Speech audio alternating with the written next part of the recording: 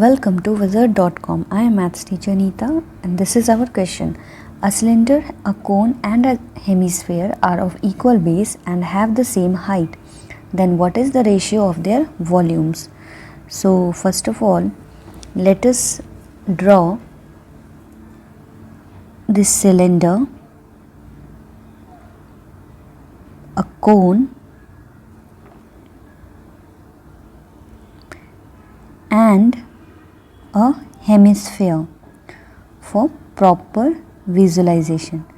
Now it is given that all the three figures has same radius r and also they have same height h, and in the case of hemisphere we can see that h will be equal to this r radius.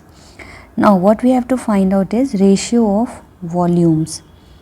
So ratio of volumes will be the volume of a cylinder is pi r square h and volume of cube is 1 by 3 pi r square h and volume of hemisphere is 2 by 3 pi r cube.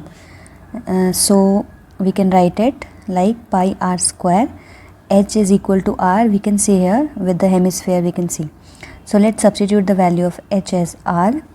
So now we have to find this ratio. So this ratio will be equal to pi r cube 1 by 3 pi r cube and 2 by 3 pi r cube. We can see pi r cube is common in all the three. So ratio will become